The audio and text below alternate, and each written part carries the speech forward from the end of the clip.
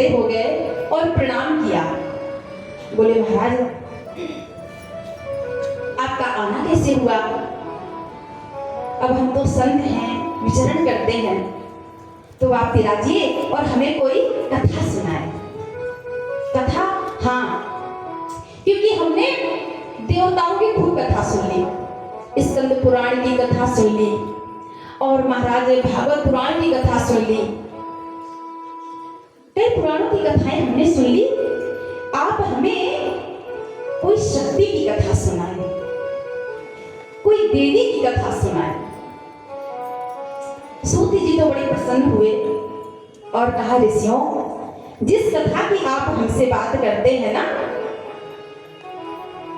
तो महाराज उस कथा को गाने का अवसर हमें नहीं मिला। हमारे गुरुदेव ने 18,000 पुराणों की रचना की है, किंतु 17,000 जो पुराण है उनको गाने का सौभाग्य हमें दिया, किंतु जो 18वां पुराण है उसको गाने का अवसर हमें नहीं दिया।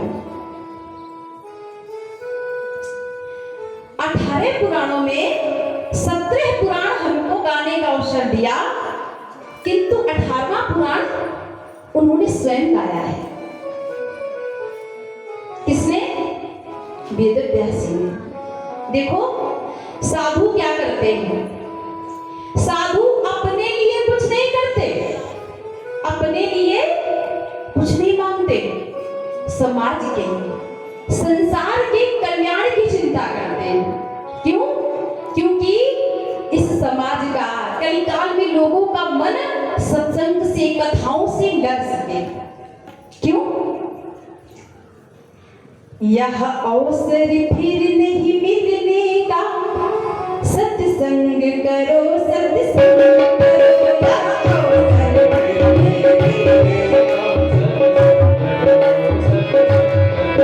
यह अवसर फिर नहीं मिलने का, सत्संग करो, सत्संग करो, अवसर फिर नहीं मिलने का, सत्संग करो, सत्संग करो, सत्संग करो, सत्संग करो, सत्संग करो, सत्संग करो, सत्संग करो, सत्संग करो, सत्संग करो, सत्संग करो, यह अवसर फिर नहीं मिलेगा, सत्संग करो, सत्संग करो। अवसर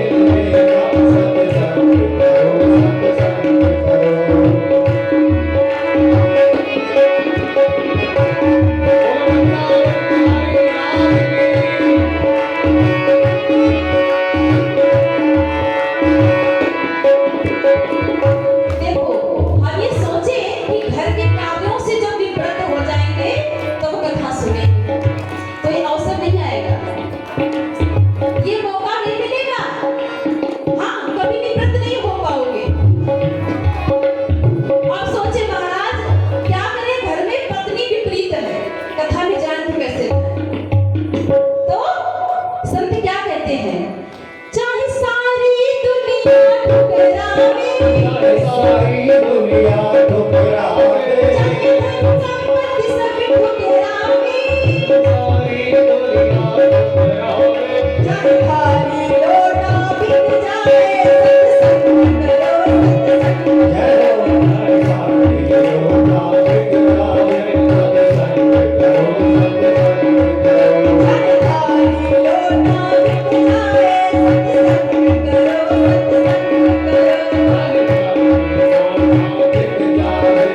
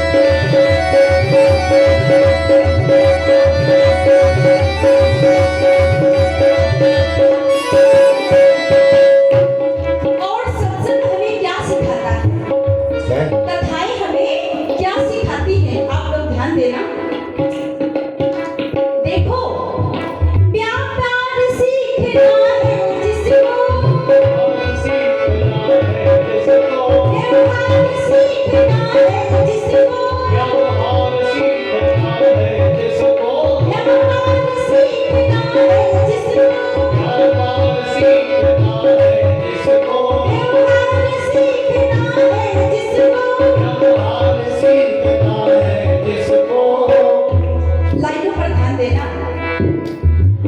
आप लोग एक न्यूज आजकल सुन रहे होंगे मोबाइल पे, टेलीविजन में, मेरठ हत्याकांड का। कितनी निर्दयता से उस लड़की ने अपने पति का, वैसे इस मन से ऐसा नहीं वक्तव्य देना चाहिए, लेकिन सीखने के लिए इन बच्चों ने यदि सत्संग किया होता, कथाएं सुनी होती, तो ये स्थिति ना बनती। कथाएं हमें क्या सिखाती है कि हमें समाज में कैसे रहना चाहिए, पति के प्रति हमारा कैसा व्यवहार हो, अपने परिवार के प्रति हमारा कैसा व्यवहार हो, अपने पत्नी के प्रति हमारा कैसी निष्ठा हो, कैसा प्रेम हो, कैसा व्यवहार हो, माता पिता के प्रति कितना कैसा हमारा व्यवहार हो, ये सब हमें कथाओं से, सत्संग से प्राप्त होता है। और जिसने ये सत्संग नहीं किया, कथाएं नहीं सुनी, तो महाराज ऐसी स्थिति बनती ही रहेगी। इसलिए व्यापार सीखना है जिसको व्यवहार सीखना है जिसको व्यवहार सीखना है जिसको व्यवहार सीखना है जिसको व्यापार करना है जिसको सत्संग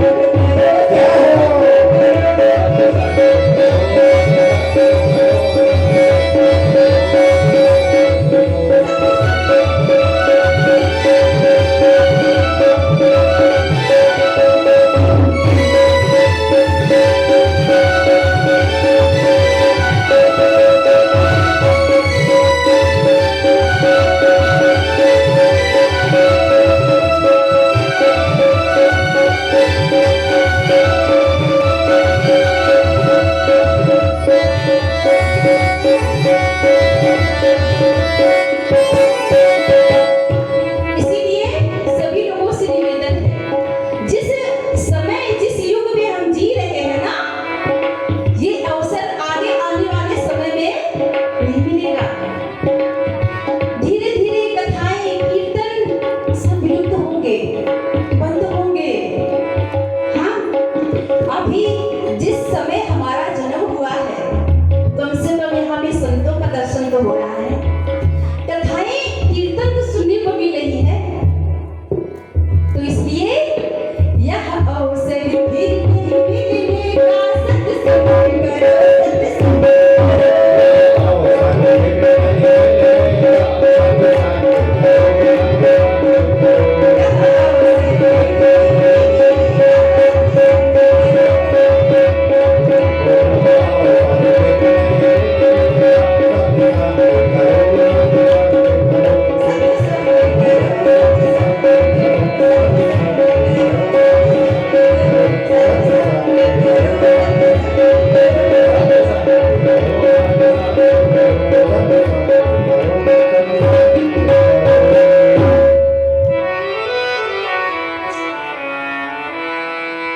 कभी भागवत की कथा, कभी देवी भागवत की कथा सुनते रहो, क्योंकि ये जीवन का कोई भरोसा नहीं सज्जनों।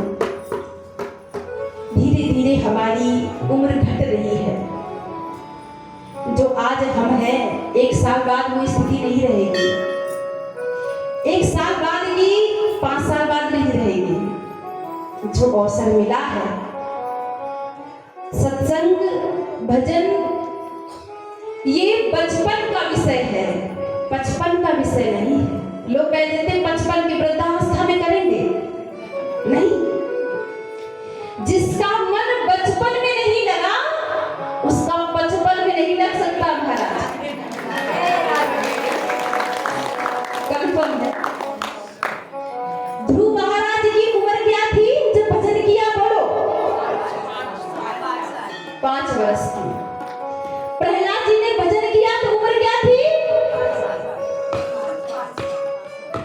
मीरा जी ने भजन किया तो उम्र क्या थी? बचपन में भजन किया, और बचपन की भक्ति भगवान बहुत जल्दी सुनते हैं। जब अवसर मिले तब अपने बच्चों को सांसारिक पढ़ाई जरूर पढ़ाओ। पेट पालना है तो करना पड़ेगा, बिजनेस करो, व्यापार करो, सब कुछ करो, लेकिन आध्यात्मिक शिक्षा भी दो। अपने राम कृष्ण माँ भगवती के बारे में जरूर बताओ। आजकल के बच्चों को नहीं पता। उनसे एक प्रश्न कर दो कि राम जी के पिता का क्या नाम था? अच्छा, मान लो बता भी दिया तो उनके पिताजी का क्या नाम था? बिल्कुल नहीं बता पाएंगे। तो सत्संग सुनाओ, ऐसी आध्यात्मिक कथाएं सुनाओ। ये बड़ा ही कोमल हृदय होता है बच्चों का। जो आप बीज बो देंगे ना, वो जीवन भर वो पौधा अंकुरित होगा। देखो, बीज अंकुरित होगा, पौधा बनेगा, वृक्ष बनेगा, और फिर कोई कितनी भी कुड़ाली चलाए, हाँ, जो नवांकुर होता है, पौधा होता है, उसे लोग हिला देते हैं, तोड़ देते हैं। जिसकी पीड़ मजबूत होती है, जड़ मजबूत होती है, उसे कोई उखाड़ नहीं पाता। बहुत बल की आवश्यकता पड़ती है। नींव मजबूत करो, सत्संग का अमृत डालो बच्चों के हृदय में।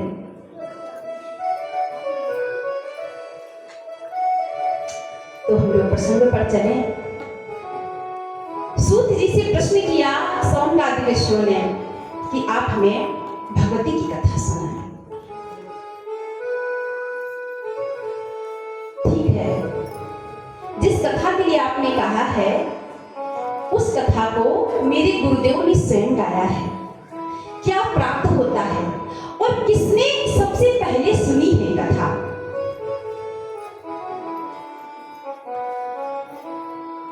ये कैसे प्राप्त हुई? और इस महापुराण को पूर्व काल में किन किन महापुरुषों ने श्रवण किया? तीसरा प्रश्न है हमारा, महाराज, इस पुराण को सुनने से किन किन मनोकामनाओं की पूर्ति होती है? अब भाई कुछ, अब देखो, उन ऋषियों को मनोकामनाओं से क्या मतलब, लेकिन संसार है ना, वो देखते हैं कि आने वाला समय में कलयुग आने वाला है, और कलयुग में लोग बिना किसी कामना के कुछ करते नहीं। तो ये पहले बता दो कि किन किन मनोकामनाओं की पूर्ति होती है? महाराज, देवी भागवत सुनने की विधि क्या है? कृपा करके मुझे बताएं। सूत जी ने कहा कि इस पुराण को मेरे गुरुदेव ने गाया है। कब गाया? जब राजा परीक्षित को तक्षक सर्प ने डस लिया और उनकी अकाल मृत्यु हो गई, तो राजा जन्मेजय को चिंता हुई और उन्होंने कथा सुनी। तब हमारे गुरुदेव वेदव्यास जी ने उनको कथा सुनाई, उनके पिता की मुक्ति के लिए। तो अब आप लोग संशय न करना, जैसा कि मैंने पहले बताया कि देवी पुराण में और भागवत की कथा में अंतर है। उधर परीक्षित महाराज ने स्वयं कथा सुनी है। जब उनको 7 दिनों में सर्प के डसे जाने से मृत्यु का श्राप लगा, तो उन्होंने स्वयं कथा सुनी। और कथा सुनाने वाले कौन थे? सुखदेव जी। और इधर क्या है? इधर राजा परीक्षित को जब ये श्राप लगा, तो उन्होंने 7 मंजिला महल बनवाया था, और फिर भी वो तक्षक सर्प सूक्ष्म रूप धारण करके गया और विशाल रूप धारण करके उनको डस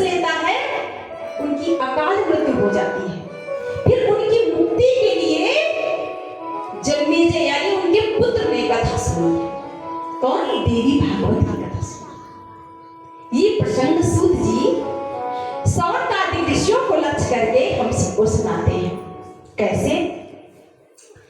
तो कहते हैं, जब राजा परीक्षित को सर्प ने डस लिया, राजा जन्मेजय दुखी थे, किंतु कर भी क्या सकते थे। तो उनके नगर में उदंत ऋषि आए। उदंत ऋषि तक्षक सर्प के डस से सताए हुए थे, तो वो तक्षक सर्प से बदला लेना चाहते थे।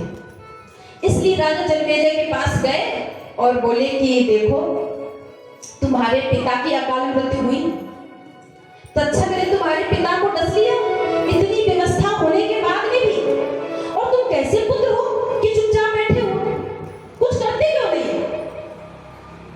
ऐसे भड़काने लगे महाराज। कुछ लोग ऐसे होते जो दूसरे के कंधे पे रख के बंदूक चलाते हैं महाराज। अब राजा जन्मेजय ने सोचा, बात तो आप सही कहते, मैं कर भी क्या सकते हैं। तो बोले, आप ऐसा करो, व्यवस्था करो, हम नाग यज्ञ करते हैं, नाग यज्ञ करेंगे, और दुनिया में जितने भी तक्षक सर्प, जितने भी इनके वंश के होंगे, सर्प जितने भी होंगे, वो सब आगे यज्ञ कुंड में स्वाहा हो जाएंगे। उसी में तुम्हारा तक्षक सर्प भी मर जाएगा। अब यज्ञ शुरू हुआ महाराज। उदंत मुनि आहुति देते जाते हैं, और जितने भी दुनिया के सर्प थे सब आके उसमें स्वाहा। इतना विशाल यज्ञ हुआ महाराज। यज्ञ चल रहा था। तक्षक सर्प डर के मारे इंद्र के सिंहासन में लिपट गया महाराज। लेकिन जन्मेजय ने कहा, महाराज यज्ञ पूरा हो गया। उदंत ने कहा, नहीं, अभी तक्षक तो आया ही नहीं। ध्यान लगाया तो बोले, वो इंद्र के सिंहासन में लिपटा। जन्मेजय ने कहा, ऐसे मंत्र पढ़ो कि इंद्र का सिंहासन सहित यज्ञ कुंड में स्वाहा हो जाए। और महाराज ऐसा ही हुआ। मंत्रों में बड़ी सामर्थ्य होती है, और मंत्रों के द्वारा वो सिंहासन तक्षक सर्प सहित जैसे ही कुंड में आने वाला था, वैसे ही आस्तिक मुनि आ गए। आस्तिक मुनि ने रोका, जन्मेजय, तुम तो राजा परीक्षित जैसे धर्मात्मा राजा के पुत्र हो, और तुम कोई शोभा नहीं देता। कितने अपराध उन जीवों की हत्या कर दी तुमने। ऐसा मत करो, और तुम्हारे पिता की मृत्यु निश्चित हो चुकी थी, इस यज्ञ को बंद करो। अच्छा, पहले ऐसा होता था कि संत ऋषि मुनियों की बात राजा भी मानते थे। जन्मेजय ने उस यज्ञ को बंद किया, रोक दिया। और महाराज, लेकिन चिंता तो है। चिंता में बैठे थे और बोले कि लेकिन मेरे पिता की मुक्ति तो हुई नहीं है, सर्प ने डसा। जिसकी अकस्मात मृत्यु हो जाए, आप लोग ध्यान देना, जिसकी अकस्मात मृत्यु हो जाए एक्सीडेंट में, यदि मृत्यु हो जाती है तो उसकी मुक्ति नहीं होती। जल में डूब जाने से यदि मुक्ति मर जाए व्यक्ति, तो उसकी भी मुक्ति नहीं होती। यदि काला सर्प डस ले और मृत्यु हो जाए तो उसकी मुक्ति नहीं होती। और किसी ने सुसाइड कर ली, फांसी पर झूल गए महाराज। कॉलेज गए थे, किसी लड़की ने कुछ कह दिया, हाँ, एक तमाचा मारूंगी, बदतमीज कहीं के, आ गए घर पे, फांसी पर झूल गए। तुम तो मर गए। अब आप कहेंगे फिर वो क्या करते हैं? भूत प्रेत बन के डोलते, क्योंकि मुक्ति तो हुई ना।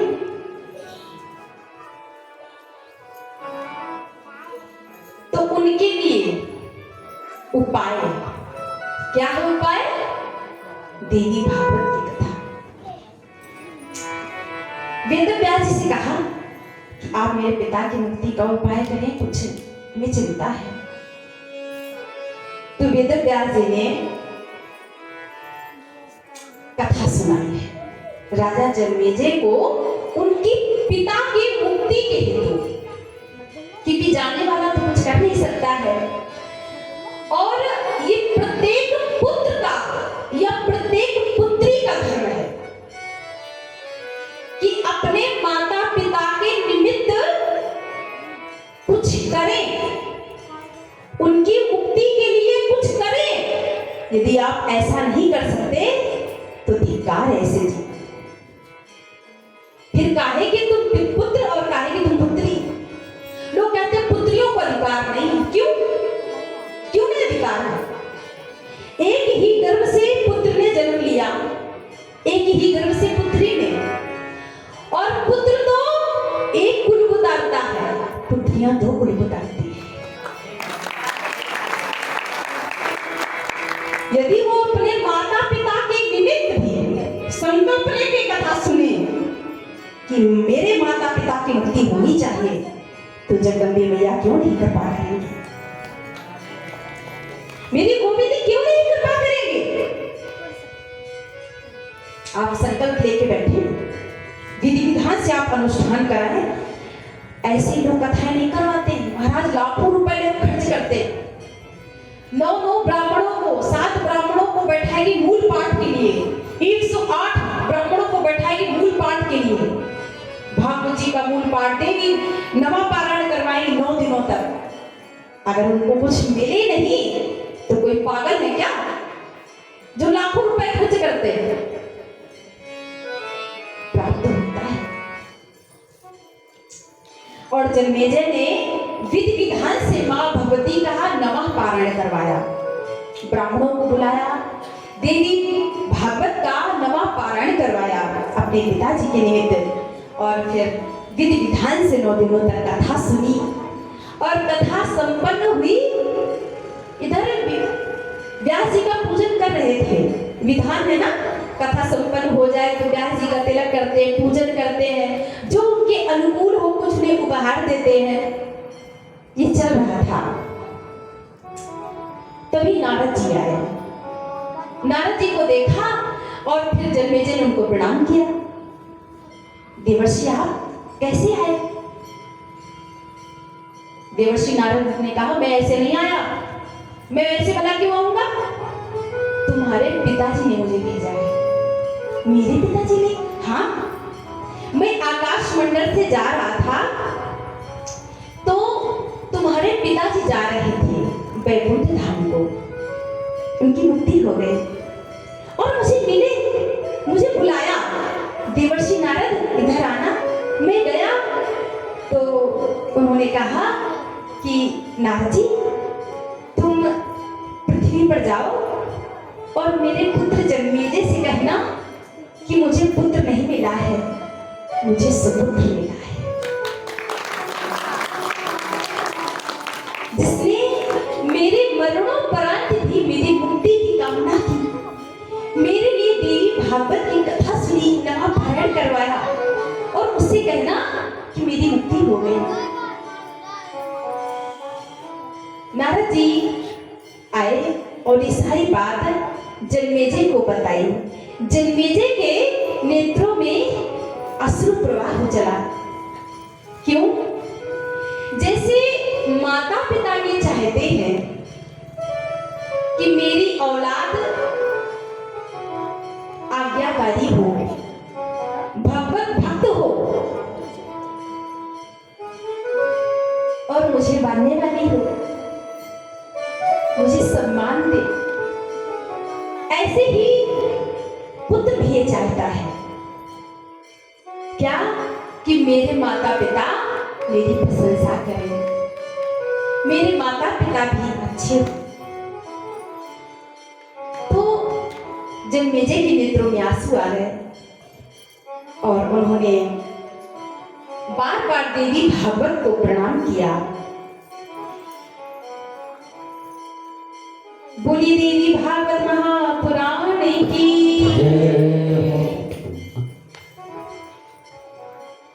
तो नारद जी ने कहा, देखो, अब नारद जी तो चले गए, प्रणाम किया जन्मेजय ने, नारद जी चले गए।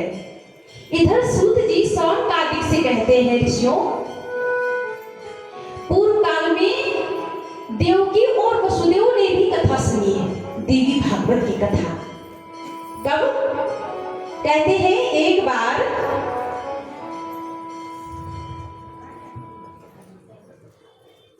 नहीं, 2 बार सुनी महाराज, 2 बार। हाँ, एक बार तो कारागार में सुनी। कारागार में जब देवकी और वसुदेव को कंस ने बंद कर दिया जेल में, तो उनकी 6 संतानों को कंस ने मार दिया था।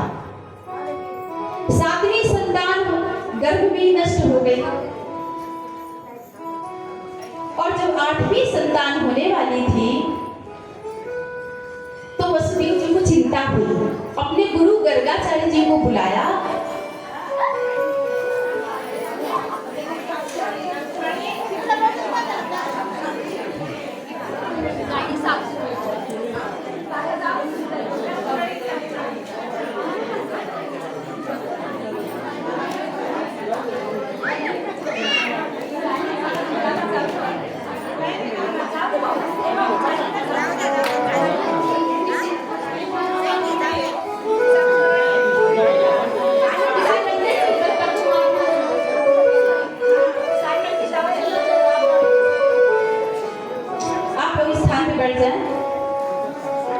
देखो, ये भोले बाबा के सब कौन है? आभूषण है, तो डरना नहीं चाहिए। हाँ, बचाव कर वो थोड़ा सा बस। वैसे आज कथा विलंब से हुई, कल समय से प्रारंभ होगी और समय से ही विश्राम होगी। थोड़ा सा हम लोग महात्मा की कथा सुन ले, फिर आरती करेंगे। और कल का समय जो निश्चित किया गया है 3 बजे से 4 बजे से, तो वही समय रहेगा, आप लोगों को भी सुविधा रहेगी। तो कैसे सुनी? तो वसुदेव जी ने चिंतित होकर अपने गुरु गर्गाचार्य जी को बुलाया और कहा, गुरुदेव, क्या हमारी सभी संतानों को कंस मार देगा? क्या हम निसंतान ही रह जाएंगे? गर्गाचार्य जी ने कहा, तुम देवी की आराधना करो, शक्ति की आराधना करो, तुम देवी भागवत का नवा पारण करवाओ। वसुदेव जी ने कहा, हम तो जेल में बैठे हैं, हम कैसे कर पाएंगे? और क्यों ना गुरुदेव आप ही कर दें, क्योंकि यजमान के बदले गुरु को अधिकार है करने का, गुरु चाहे तो कर सकते हैं। तो गर्गाचार्य जी गए कहां? विंध्याचल पर्वत पे, और वहां पर उन्होंने ब्राह्मणों के द्वारा नवा पारायण करवाया देवी भागवत का विधि विधान से, और संपूर्ण यज्ञ हुआ, अनुष्ठान हुआ, तभी आकाशवाणी हुई और कहा, ऋषिवर, आप अपने यजमान वसुदेव से कह देना कि उनके यहाँ इस संसार के, पृथ्वी के भार को भरने वाले प्रभु का अवतार होने वाला है, और मेरा भी अवतार होगा नंद रानी के यहाँ। मैं उनकी पुत्री नंदा बन के आऊंगी, और चिंतित ना हो, दुष्ट कंस का अंत तो होके रहेगा, भूभार मिटाएंगे, जगत का कल्याण करेंगे, नारायण ही उनके गर्भ से अवतार लेंगे। प्रसन्न हुए गर्गाचार्य जी, आए और वसुदेव जी को सारी बात बता दी। वसुदेव जी बड़े प्रसन्न हुए, देवकी मैया प्रसन्न हुई, आनंदित हुई, आह्लादित हुई, और फिर उनके यहाँ प्रभु का अवतार हुआ। दूसरी बात, तब कब सुनी? तो जब भगवान को श्यमंतक मणि की चोरी लगी। आप लोग जानते हैं सत्राजित के पास में एक मणि थी, श्यमंतक मणि, जो सूर्य नारायण ने दी थी। सूर्य भगवान की आराधना की और सूर्य नारायण ने वो मणि सत्राजित को दे दी प्रसन्न होके, और कहा कि 8 घंटे पूजन करना, तुमको 8 भार सोना देगी। 8 भार सोना देने वाली मणि को पहनकर सत्राजित द्वारिकानाथ के सभा में गए। भगवान ने कहा आप ये 8 भार सोना देने वाली मणि पहनते हैं, परिवार में कितने लोग हैं? तो बोले महाराज 3.5 लोग हैं। कैसे? एक मैं, एक मेरी वृद्धा पत्नी और एक मेरा छोटा भाई है प्रसेन, और मेरी एक पुत्री है सत्यभामा। भगवान ने कहा तो 8 भार सोना देने वाली, अगर आपको अच्छा लगे तो आप इस मणि को हमारे राजकोष में जमा कर दो, तो इससे समाज का कल्याण होगा, प्रजा की सेवा होगी। कभी देश में कुछ अकाल पड़ जाता है, कोई समस्या होती है, तो समाज का कल्याण होगा। सत्राजित ने कहा पहले हम घर पे पूछ के आते। घर पे गए, अपनी पत्नी से बोले कि द्वारिकाधीश हमसे मणि मांग रहे थे, मैंने मना कर दी। पत्नी ने कहा अच्छा किया, हम क्यों दें अपनी चीजें। तो अब वो मणि को इनके छोटे भाई ने गले में पहन लिया और पहन के महाराज पूरे नगर में दिखाता घूम रहा है, मेरे भाई को ये मणि मिली है, मेरे भाई को सूर्य नारायण ने मणि दी है। घूमते घूमते जंगल में गया। जंगल में गया तो वहां बब्बर शेर मिल गया। महाराज शेर ने देखा और झपट्टा मारा प्रसेन पर। प्रसेन की तो मृत्यु हो गई, और उसने मणि को देखा, चमकती तो है, खाने वाली तो है। इधर जामवंत जी ने देखा कि शेर के हाथ में कुछ है। तो जामवंत जी, कौन जामवंत जी? वही जामवंत जी, जामवंत के वचन सुहाए। इनको वरदान मिला था ना, राम जी ने कहा था हम तुम्हारी जो युद्ध करने की अभिलाषा है इसको द्वापर पूर्ण करूंगा। वही जामवंत जी। तो जामवंत जी ने देखा कि शेर के हाथ में कुछ वस्तु है। जामवंत जी ने शेर को मार दिया। आप देखे हाथ में चमकती तो खूब है, खाने वाली तो कुछ है नहीं। अब क्या करें? कोई बात नहीं, खिलौना है, मेरी पुत्री खेलेगी। अब जामवंती जी की जो पुत्री है वो भालू नहीं है, बड़ी सुंदर है। जामवंत जी भालू है लेकिन उनकी पुत्री नहीं है। लाए और वो मणि को वैसे हमने क्या, मेरे गोविंद की कृपा से जामवंत जी की गुफा में जाने का हमें अवसर प्राप्त हुआ। उसी स्थान पर जहां भगवान का युद्ध हुआ है, प्रभु की कृपा से पोरबंदर के पास में वो गुफा आज भी है। बड़ी ही दिव्य कांति उस गुफा की, जहां मेरे प्रभु का जामवंत जी के साथ में युद्ध हुआ, जहां जामवंत जी रहते थे। तो जामवंत जी आए, अपनी पुत्री को मणि दे दी।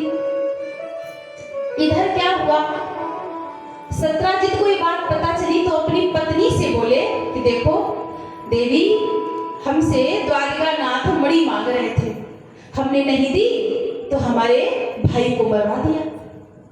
और देखो तुम कहना नहीं किसी से, नगर किसी से भी मत कहना। अब माताओं का स्वभाव है, आप लोग बहुत अच्छी हो, आप लोगों के लिए थोड़ी ना कह रहे। तो अगर आपने ये कह दिया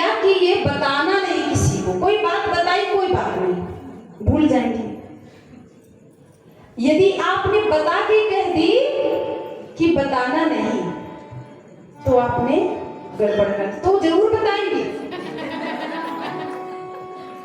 इनको श्राप लगा है, इनको श्राप लगा है। और ये स्वभाव महाराज सबका होता है। दुनिया में जितनी भी माताएं हैं, सबका ये स्वभाव होता है कि वो पेट में बात अधिक समय तक नहीं रुका पाएंगी। वैसे तो बात खूब रुका लेंगी, लेकिन जहां पर समाज का कल्याण होने वाला है तो वो बात जरूर बताएंगी, छिपी नहीं छिपे। इनको श्राप लगा है किसका? युधिष्ठिर महाराज का। आपको पता है कर्ण माता कुंती के पुत्र थे और सबसे ज्येष्ठ बड़े पुत्र थे। इस बात को लोक लाज के कारण माता कुंती ने बताई नहीं। लोक लाज के कारण इस बात को कभी ओपन नहीं होने दिया। जब युद्ध हो गया और कर्ण की मृत्यु हो गई, अब कौरव और पांडव थे तो एक ही वंश के। युधिष्ठिर जी ने सबका पिंडदान किया, बाद में सबका पिंडदान किया। दुर्योधन के जो भी 100 भाई थे, ये इनका सबका पिंडदान किया। जितने भी महाभारत में मारे गए, सबका अपने वंश के सबका पिंडदान किया। सबका पिंडदान हो गया तो कुंती माता ने धीरे से युधिष्ठिर से कहा, बेटा कर्ण का पिंडदान कर दो। तो युधिष्ठिर ने कहा, माता कर्ण का क्यों कर दो? कर्ण न मेरी जाति का, न मेरी बिरादरी का, न मेरे वंश का, न मेरा कोई भाई, फिर मैं उसका कैसे पिंडदान कर सकता हूँ माँ? कुंती ने कहा, बेटा तुम क्या कहते हो? कर्ण तो तुम्हारा सगा भाई था। इतना कहते ही युधिष्ठिर की आंखों से आंसू बहने लगे और कहा, माँ तुमने इतनी गंभीर बात मुझसे छिपाई? कर्ण जैसे योद्धा को तुमने ऐसे आसानी से मरने दिया? माँ मैं जब कर्ण के पैरों को देखता था, चरण को देखता था, तो मुझे लगता तो था कि कर्ण के ये पैर माता कुंती के पैरों से क्यों मिलते हैं? क्योंकि ऐसा संत जन कहते हैं और ऐसा आता है कि माताओं का कुछ मिले ना मिले पुत्र से, किंतु चरण जरूर मिलते हैं, पैर जरूर कोई न कोई उंगली मिलेगी, 1-2 ऐसा होता है। तो युधिष्ठिर ने कहा, मैया इतनी गंभीर बात छिपाई? कर्ण जैसे योद्धा को तुमने इतनी आसानी से मरने दिया? माँ तुम यदि हमें पहले ही बता देती तो ये युद्ध कभी होता ही नहीं। मैं अपनी हार स्वीकार कर लेता, मैं अपने भाई को, अपने कर्ण को सिंहासन में बैठा के जीवन भर हम 5 भाई उसकी सेवा करते। तुमने कर्ण को कैसे मरने दिया माँ? कुंती ने कहा, लोक लाज। कहा, कैसी मैया लोक लाज? और इतने लंबे समय तक तुमने छिपा के रखी? मैं आज से समस्त स्त्री जाति को श्राप देता हूं, कितनी भी बंदनी मां हो, वो अधिक समय तक अपने पेट में कोई भी बात छिपा नहीं पाएगी। तो ये युधिष्ठिर जी का श्राप है। इसमें माताओं की निंदा नहीं, आप लोग निंदा मत समझना। हाँ, क्योंकि कथा भी आप ही लोगों के सहयोग से बोल रही, बोलो राधे राधे। हाँ आप लोग सोचो, ये माताओं की कोमलता है, कोमलता है। माँ का स्वभाव और देवताओं का स्वभाव एक सा होता है ना। माताओं का स्वभाव और देवताओं का स्वभाव एक सा। देवताओं की थोड़ी सी स्तुति गाली, देवता तुरंत प्रसन्न हो जाते हैं।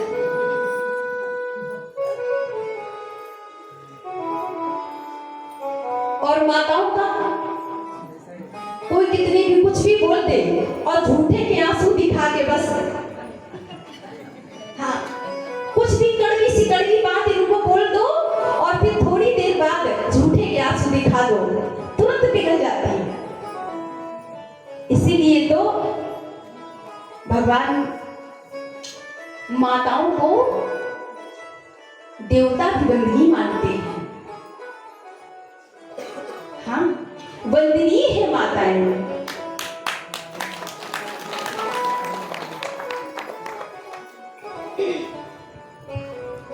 माताओं के बिना तो इस सृष्टि का संचार ही नहीं हो सकता, सब ठप। कितना भी साइंस आगे बढ़ जाए, कुछ भी कर ले, क्योंकि नारी का सम्मान करो, सबके लिए है। नारी का सम्मान करो, मत इसका अपमान करो। नारी है अपराजिता, अपने लिए वो नहीं जीती है। किसके लिए? बच्ची थी तो माँ बाप की इज्जत के लिए, माता पिता के लिए। बड़ी हुई अपने सास ससुर, अपने पति, फिर मंदिर भी गई तो मेरे पति की बुद्धि सही रहे, मेरे बच्चे सक्सेस हो जाए और उनकी बुद्धि पढ़ाई में लगे। अपने लिए क्या मांगती है? बोलो। कभी जल चढ़ाती भोले बाबा के मंदिर में, कहती है बाबा ये जल स्वीकार करो, कृपा करो, मुझे सुंदरता दे दो, मेरे केस बड़े हो जाए, मैं मोटी हो जाऊं। अपने लिए कभी कुछ मांगती है? किसके लिए? मेरे पिताजी की जॉब लग जाए, मेरी माता जी की तबीयत सही हो जाए, मेरे वृद्ध सास ससुर हैं बस ठीक से चले, मेरे पति का भी बिजनेस अच्छे से चलने लग जाए। अपने लिए कभी कुछ नहीं मांगती। संत का स्वभाव होता है, संत भी समाज के कल्याण की सोचते हैं और माताएं अपने परिवार के कल्याण की। बोलो राधे राधे। अब उनका संसार तो उनका परिवार ही है, तो इस कारण से माताओं के हृदय में कोई भी बात रुकती नहीं। तो ये करने करने जब जना पूरे कानों पूरी द्वारिका में बात फैल गई कि द्वारिकाधीश ने सत्राजित के भाई को मरवा दिया। बोलो। अब ये धीरे धीरे भगवान के काम तक बात पहुंची। भगवान ने कहा कौन सा अपराध कर दिया हमने? गुरुदेव से पूछा, इतना बड़ा अपराध मेरे ऊपर? अरे चोरी का इल्जाम। और दुनिया में सज्जनों, कोई गाजर से भी काला है तो क्या? कलंक लग गया। गुरुदेव से पूछा, देखो तो क्या हो गया? गुरुदेव ने कहा, नहीं, तुमने चौथ का चांद देखा है, चौथ का चांद देखा है, तो इसलिए कलंक लगा। भगवान ने कुछ अपनी सेना को लिया और गए जहां पे वो शेर मरा पड़ा था। वहां देखा तो शेर के चिन्ह थे। आगे गए तो जहां शेर मरा पड़ा था वहां पर जामवंत या भालू के पद के चिन्ह थे। भगवान पीछा करते और उस गुफा में पहुंचे।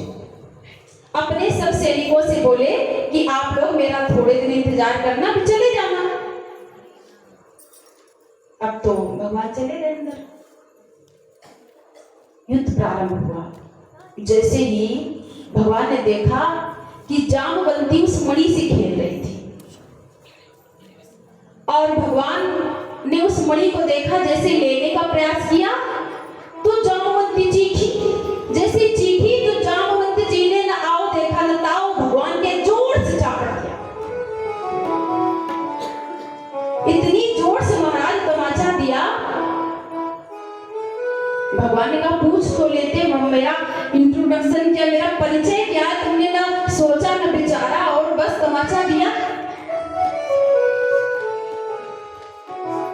महाराज देखते देखते युद्ध प्रारंभ हो गया। इधर क्या हुआ, जब काफी समय हो गया, जो गुफा के बाहर लोग थे उन्होंने जाके नगर में कह दिया, कुछ अशुभ समाचार दे दिया भगवान के विषय में। अब तो द्वारिका में दुख के बादल मंडराने लगे, सब रोने लग गए। गुरुदेव से कहा क्या करें, उपाय करो। तो गुरुदेव ने फिर कहा तुम भगवती की आराधना करो, आप देवी भागवत का नवा पारायण करवाओ। देवी भागवत का नवा पारायण चला। देवी भागवत के अनुसार है ये कथा, जो देवी भागवत में है वो कथा हम आपको सुना रहे हैं महाराज। तो नवः पारायण गुरु गर्गाचार्य जी के माध्यम से प्रारंभ हुआ। नवः पारायण हुआ, बड़ी विधि विधान से कथा सुनी। देवकी और वसुदेव ने, भगवान की सभी पत्नियों ने, और महाराज इधर क्या हुआ, जैसे ही नवा पारायण विश्राम हुआ, जामवंत जी की शक्ति क्षीण होने लग गई। इधर यज्ञ चल रहा है और इधर जामवंत जी का युद्ध चल रहा है भगवान के साथ में। जामवंत की शक्ति क्षीण होने लग गई और भगवान की विजय हो गई। जामवंत जी बोले, प्रभु मैंने आपको पहचान लिया, आप तो मेरे राम जी हो। अब जान गए तो युद्ध क्यों कर रहे हो? लेकिन प्रभु आपके राम स्वरूप में दर्शन करने हैं। आपको याद है ना, जब भगवान ने युद्ध जीता रामावतार में, लंका पे चढ़ाई की, रावण के पूरे कुल का अंत किया, फिर रावण का भी उद्धार किया, अपनी पूरी सेना को लेकर अयोध्या आए। तो सबसे कहा तुम लोगों ने खूब मेरी सहयोग की, बंदर भालू जितने भी थे उनके, तुम लोग कुछ ना कुछ हमसे मांगो। सबने कुछ ना कुछ मांगा।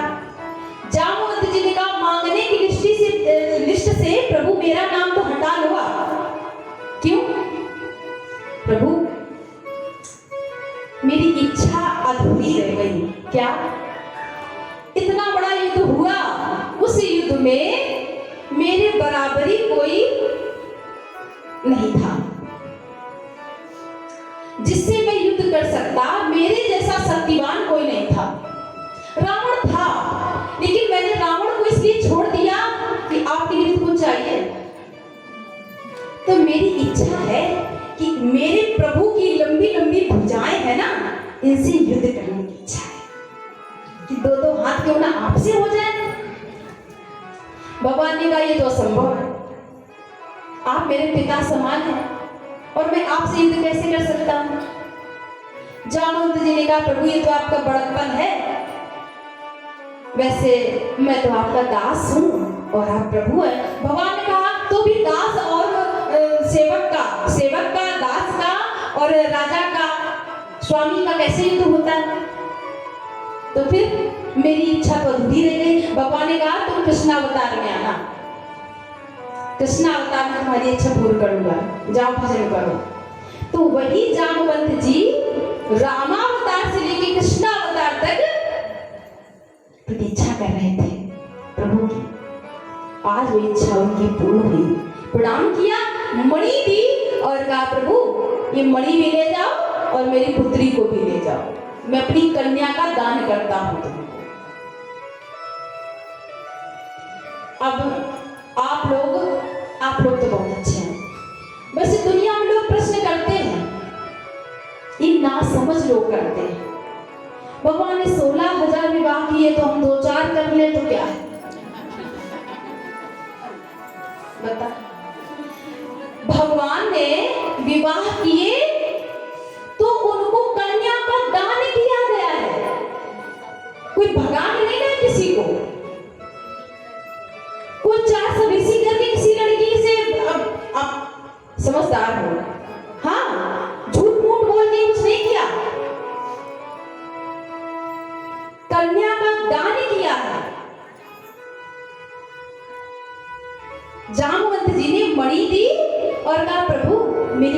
का भी, मेरी कन्या का भी आप दान स्वीकार करें। कन्या का दान कर दिया।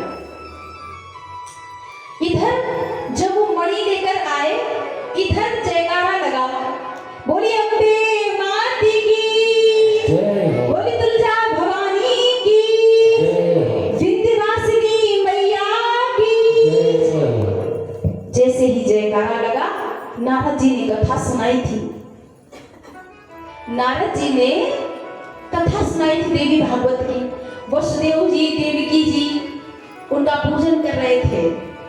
नारद जी गए और इधर मेरे प्रभु अपनी पत्नी के सहित में आ गए।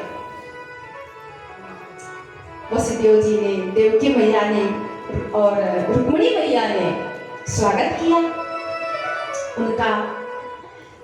और फिर जब ये बात सत्राजित को पता चली तो सत्राजित को बड़ी ग्लानि हुई कि मैंने खामखा इल्जाम लगा दिया, तो बड़े ही शर्मिंदा हुए। और फिर वो मणि लेकर के, मणि भगवान ने दे दी सत्राजित को, ये लोग मणि और बिना बेचारे ऐसे व्यर्थ का कलंक नहीं लगाते। सत्राजित को बड़ा दुख हुआ कि मैंने भगवान पर, प्रभु पर इतना बड़ा आरोप लगा दिया। फिर सोचते हैं, पति पत्नी दोनों ने बात की, देखो हमारी पुत्री है ना सत्यभामा, वो द्वारिकानाथ को मन ही मन में बहुत प्रेम करती है, क्यों ना अपनी पुत्री का विवाह हम प्रभु से कर दें। तो सत्राजित ने अपनी पुत्री का, अपनी कन्या का दान उनको किया, मणि भी दे दी। तो तीसरा विवाह इस तरह मेरे प्रभु का हुआ। ऐसे ही अनेक विवाह हुए। तो गलत अर्थ नहीं लगाना चाहिए मेरे राम के, मेरे कृष्ण के विषय में। कोई भी कोई गलत अर्थ लगाए या गलत बात करे तो उसको जवाब दो। आप लोग सत्संग सुनते हो, आप लोग कथा सुनते हो, उसको चुपचाप सुनना नहीं चाहिए। शास्त्र की बात बोलो, अपने स्वामी के प्रति, अपने पिता के प्रति हम कैसे कोई अवरगल बात सुन ले। तो स्वयं जाने, अब पहले ही प्रथा थी, पहले ये प्रथा थी महाराज, बहुपत्नी प्रथा। एक राजा को अधिकार था पुत्र प्राप्ति हेतु कई विवाह कर सकते थे, क्यों राजपाट संभालना है। तो और वैसे भी मेरे प्रभु हैं, उनके 16,108 रानियां हैं। कितनी? 108। ये तो गिनती की है, ये गिनती में है। और वैसे तो वो जगत के पति है, जगत के पति, मेरे भी पति, तुम्हारे भी पति, इनके भी पति, तुम्हारे पतियों के भी पति। जो पालन करे वही तो पति है, जो पालन करे वही पति है। तो महाराज ऐसे देवी भागवत की कथा वसुदेव जी ने सुनी है। एक और कथा सूत जी ने सुनाई है। कहते हैं महात्मा अगस्त ने कुमार कार्तिकेय से काशी की महिमा सुनी। काशी की महिमा शास्त्रों में बड़ी महान है, बड़ी विस्तृत रूप से है काशी की महिमा। काशी है ना, भगवान शिव के त्रिशूल पर विराजमान है, जो तीनों शूलों को धारण करे, तीनों शूलों को धारण करे, वो महादेव। काशी नगरी जैसे वृंदावन धाम, मेरे प्रभु वृंदावन को छोड़ के कभी नहीं जाते। मेरे गोपाल, मेरी राधा रानी वृंदावन को छोड़ के कभी कहीं नहीं जाते। भक्त बुलाते हैं तो चले जाते हैं एक रूप से, किंतु वृंदावन को छोड़ते नहीं, अपना घर है। वैसे ही काशी महादेव की नगरी है। मणिकर्णिका घाट की गंगा है, जहां 24 घंटे अंतिम संस्कार होते हैं। आप लोग कभी दर्शन करिए, जहां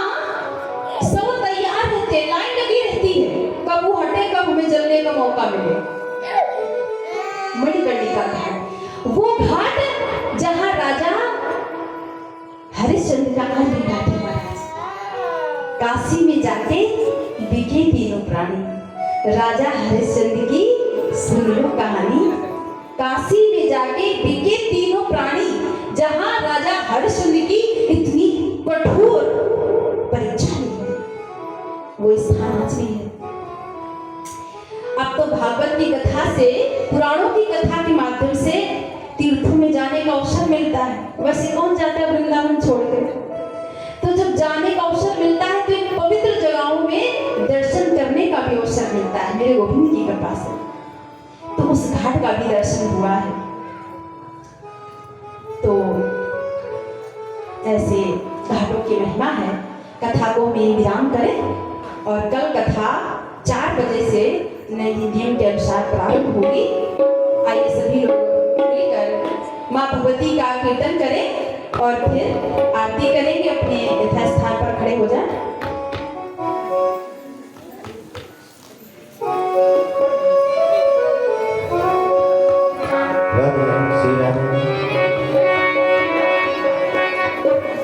आप सभी लोग तालियों के साथ माता रानी का भजन करें। माँ की महिमा है। माँ की महिमा तुम्हें सुनाऊं 9 दिन रात की। 9 दिन में माता को 9 प्रकार से पूजा जाता है, 9 रूपों से। माँ की महिमा तुम्हें सुनाऊं 9 दिन रात की। माँ सदा करे